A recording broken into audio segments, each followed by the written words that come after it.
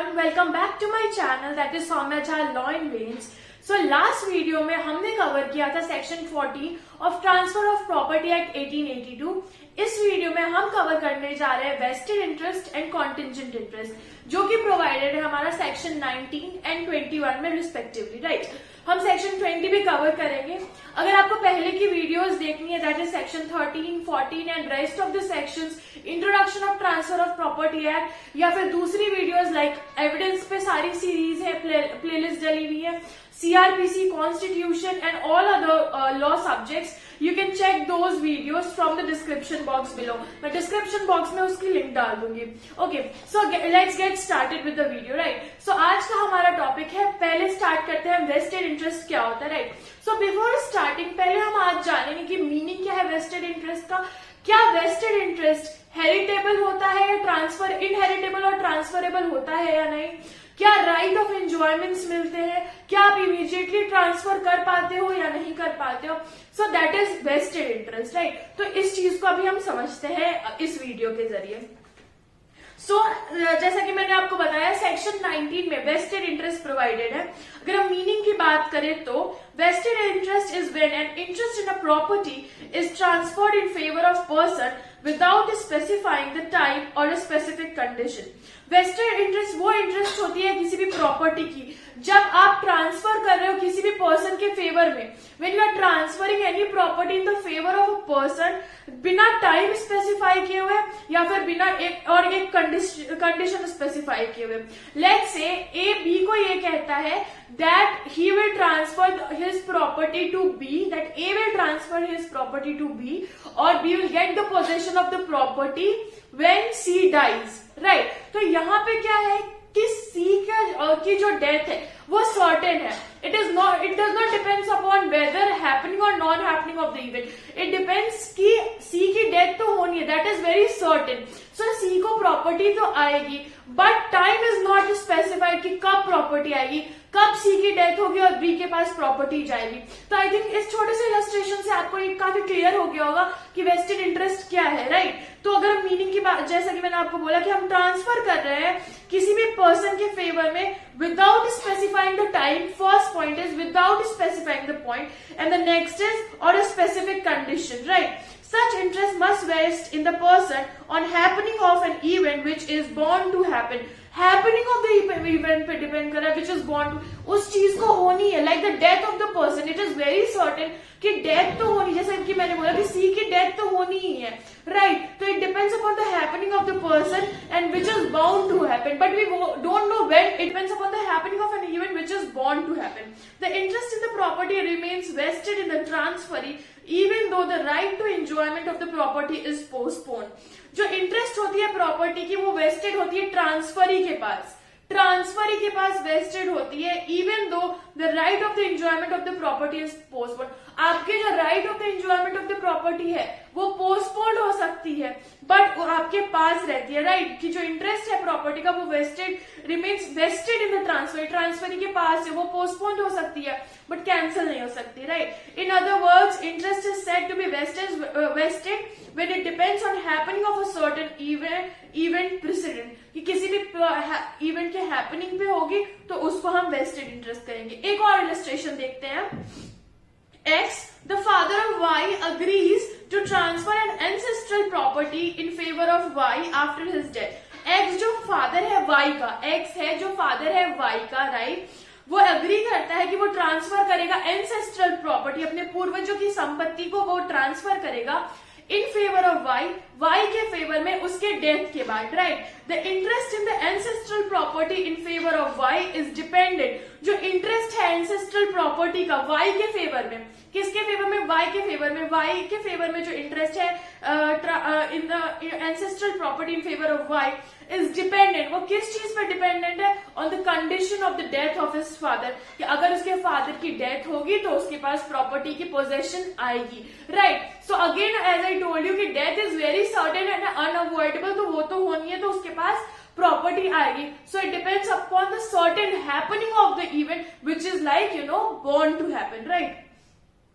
Which is certain. Hence, on the death of X, Y will have vested interest in the ancestral property. तो Y के पास vested interest होगी in the ancestral property. अब हम इसके characteristics देख लेते हैं. सबसे पहला है, 3 characteristics majorly हैं. सबसे पहला, vested interest does not depend on uncertain event. Vested interest जो है वो अनसर्टेन इवेंट पे नहीं होता है. लाइक अगर मैंने ये बोला कि इफ लेट्स से कि एक छोटा सा एग्जांपल लेते हैं कि अगर उसकी शादी ए बी को ये कहता है कि अगर बी की सी की शादी डी से हो जाएगी तो उसको उसकी प्रॉपर्टी मिल जाएगी. तो यहाँ पे क्या है, सर्टेनिटी नहीं है कि शादी होगी ही, शादी नहीं भी हो सकती है, right. So it is very uncertain that whether marriage will happen और नॉट. तो उस सिचुएशन में ये इसके कैरेक्टरिस्टिक्स में नहीं फॉल करता है, ये क्राइटेरिया इसके एम्बिट में फॉल नहीं करता है, right. So vested interest does not depend on an uncertain event. First point, it depends on a certain event which must happen, जिसको होनी ही है. इट क्रिएट्स अ प्रेजेंट और immediate right though the right to enjoyment is postpone. Right to enjoyment postpone हो सकता है but right आपके लिए क्रिएट हो जाएगा. Right of enjoyment to property आपके लिए क्रिएट हो जाएगी. Second point is vested interest is not defeated by death. It is not defeated by death. On the death of the transferee, the interest is passed to the heirs of such transferee. उसके transferee के death के बाद पे उसके heirs पे property transfer हो जाएगी. Let's say अगर A B को ये कहता है कि when you will attain the age of 22, I'll transfer the property to you. ठीक है, तो पहले इसको एक दो एस्पेक्ट में देखते हैं. I'll transfer, तो वो ये कहता है ए बी को ये कहता है कि when you will attain the age of 22, I'll transfer the property to you. अब यहाँ पे vested interest किसके लिए क्रिएट होगा, बी के लिए क्रिएट होगी. But the only criteria is be will have to wait to attain the age of 22. Only then he can enjoy the property, तभी उसके पास एंजॉयमेंट हो सकेगी प्रॉपर्टी की.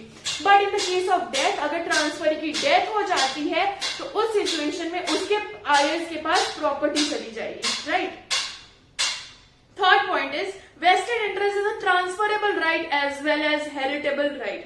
जैसा कि मैंने आपको बता क्वेश्चन स्टार्टिंग में बोला था कि हम ये भी देखेंगे कि तो वेस्टेड इंटरेस्ट जो है हमारा ट्रांसफरेबल राइट है as well as heritable right है. आप इसको इनहेरिट करते हो as well as transferable right भी है. ठीक है, अब सेक्शन 20 की बात करते हैं. Section 20 pertains to the acquisition of a vested interest in a property transferred to an unborn child. Transferred to an unborn child. When a transfer of property takes place in favor of an unborn child, the interest in such a property vests in the unborn child at the time of the child's birth. Such a child may not be able to enjoy the property immediately, but the interest in the property is transferred immediately.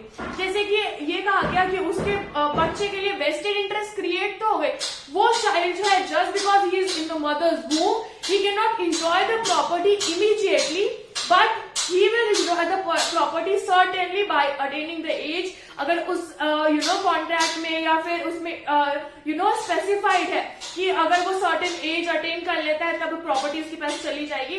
तो exactly जब he will have to wait to attain the age of majority or whatsoever age and then he can enjoy the property. So unborn child के case में immediately तो नहीं जाएगी but property will go to him and he will have the enjoyment of the property. Section 20, ठीक है, तो section 20 में ये बात होगी कि such a child may not be able to enjoy the property immediately but the interest in the property is transferred immediately. Interest transfer हो रहा है, एंजॉयमेंट तुरंत ट्रांसफर नहीं हो रहा है. Please keep these things in the mind that they are two different things. कि interest transfer immediately हो रहा है बट एंजॉयमेंट इमीडिएटली ट्रांसफर नहीं हो रहा है.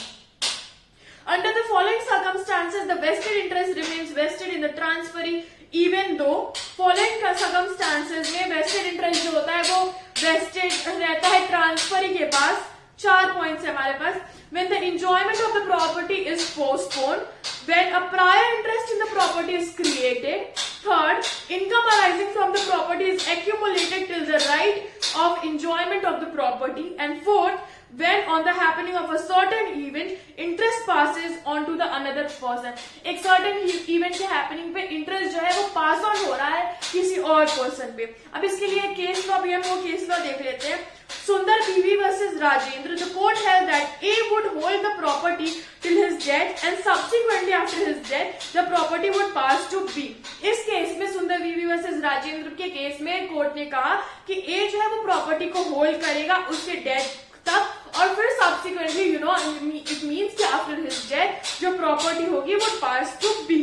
The interest acquired by B in the said property is vested interest. B would acquire vested interest because the death of A is a condition which is certain event and is bound to take place.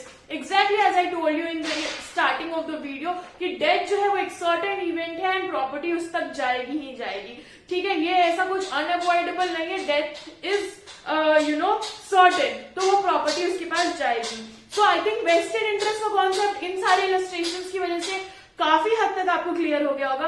अब हम बात करते हैं contingent interest की. Contingent interest क्या होता है? Talking about contingent interest, तो इसकी बात कही गई है section 21 of the transfer of property act 1882. Contingent interest is when interest is created in a property in favour of a person to whom such property is transferred. Such interest is dependent on the happening of a specified uncertain event which may or may not take place. यहाँ पे क्या है, वहां पे हम certainty की बात कर रहे हैं, यहाँ पे हम क्या बात कर रहे हैं, अनसर्टेनिटी की. डिफरेंस आप समझो कि कॉन्टिंजेंट इंटरेस्ट बात करता है is when interest is created in property. जब इंटरेस्ट क्रिएट हो रहा है किसी भी प्रॉपर्टी में इन फेवर ऑफ अ पर्सन जिसको आप प्रॉपर्टी ट्रांसफर कर रहे हैं, वो जो इंटरेस्ट है वो डिपेंड करता है on the happening of a specified uncertain event. जैसे वो शादी वाला एग्जाम्पल मैंने दिया था, वो क्या है, वो अनसर्टेन है. शादी हो भी सकती है, शादी नहीं भी हो सकती है. So in that case uncertainty पे हम देखेंगे कि uncertain event which may or may not take place. Right, that's what I said. Hence, the transfer of an interest in a property is dependent on a contingent event. This interest in the property can become vested interest in favor of the person to whom it is transferred on the happening of the event or when the happening of the specified event fails or becomes impossible. The creation of interest of the person's right to enjoyment, possession or ownership in the property is dependent on the happening of a condition which may or may not take place. इस case में जो creation of interest है, जब हम person को property transfer कर रहे हैं तो जो इंटरेस्ट है उस पर्सन के राइट ऑफ इंजॉयमेंट का, पोजेशन का एंड ओनरशिप का, उस प्रॉपर्टी का इंजॉयमेंट, ओनरशिप एंड पोजेशन, ये तीनों चीजों का जो इंटरेस्ट है वो डिपेंड करता है on the happening of the condition which may or may not happen. ठीक है, which may. So as you can see there is uncertainty. यहाँ पे कुछ चीज सर्टेन नहीं है. जैसे डेथ वाली केस में क्या था कि सर्टेन था that death has to eventually take place and death is certain, it is unavoidable. But इसमें unlike in this case it is very much, हम बात करें अनसर्टेनिटी ऑफ द इवेंट पे. Talking about the illustration, A agrees to transfer his house in favor of B on the condition that B should marry his daughter X. Hence, such a transfer of property in favor of B is dependent on the condition of B marrying A's daughter X. A जो है वो agree करता है कि वो अपना जो house है वो B के फेवर में ट्रांसफर करेगा इस कंडीशन पे कि B को शादी करनी होगी उसकी डॉटर X से. Right. Hence, such a transfer of property in favor of B is dependent. अब B के पास वो घर जाएगा या नहीं जाएगा वो completely डिपेंड करता है इस बात से कि B जो है वो शादी A से, B की शादी होगी या नहीं होगी. On the condition of B marrying A's daughter, कि B A से शादी करेगा या नहीं करेगा इस बात पे ये डिपेंड करता है. So B may or may not get married to X. यहाँ पे B शादी कर भी सकता है या फिर शादी नहीं कर सकता है, तो यहाँ पे क्या हो गई, ये अनसर्टेनिटी है इवेंट की. If B gets married to X, अगर B की शादी हो जाती है X से, the interest in A's house gets transferred to B immediately on happening of the specified event. अगर B की शादी हो जाती है तो उस सिचुएशन में जो इंटरेस्ट है जो B को हाउस मिलने वाला है वो इमीडिएटली उसके पास चले जाएगा. इट मीन्स कि जो enjoyment of property, possession and ownership तीनों के तीनों B को ट्रांसफर हो जाएंगे because of the happening of a certain specified event. Right. अब इसमें एक एक्सेप्शन है, वो देख लेते हैं हम.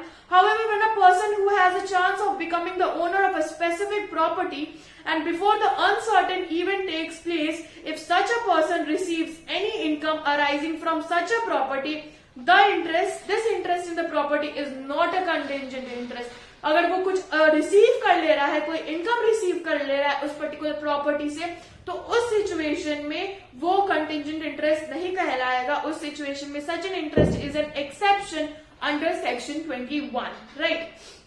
अगर हम लास्ट में फाइनली बात करते हैं, हम कैरेक्टरिस्टिक्स क्या है कॉन्टिजेंट इंटरेस्ट की। The interest in a specific property transfer will be subject to a condition which is uncertain, जो काफी uncertain है, that is, it may or may not take place. Only on fulfillment of such condition will the contingent interest in the property become vested interest in the transferee.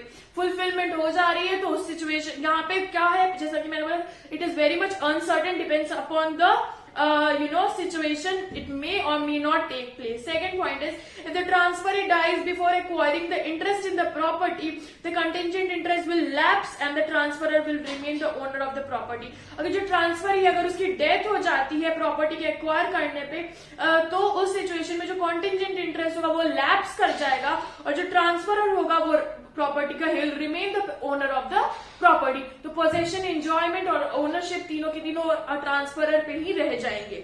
Third point is, the contingent interest can be transferred, that is, it is a transferable right. However, if the contingent interest is heritable or not, depends upon the contingent event and nature of the transaction. वो अगर however जो contingent interest है वो heritable है या नहीं है, वो depend करेगा किस चीज पे, कि contingent event और the nature of the transaction पे. तो I think vested interest क्या होता है और contingent interest क्या होता है आपको काफी clear हो गया होगा. सेक्शन 19 एंड 21 हमने काफी अच्छे से इलस्ट्रेशन से भी समझा, इसके कैरेक्टरिस्टिक्स क्या है, एसेंशियल इंग्रेडिएंट्स क्या है वो भी समझा, हमने केस लॉज भी देखे. तो आई थिंक काफी क्लियर हो गया होगा. और अगर आपको ये वीडियो पसंद आई होगी तो please do like, share and subscribe to my channel, that is Somya law in veins, and stay tuned for more law related videos. और कोई भी अगर लॉ के सब्जेक्ट की वीडियोस चाहिए आपको तो प्लीज कमेंट, सो दैट मैं आपको उसके लिंक प्रोवाइड कर सकूं. And also if you need notes you can DM me on my Instagram page, that is Law in Waves. Thank you so much for watching this video, and yes, of course, stay tuned and stay safe and stay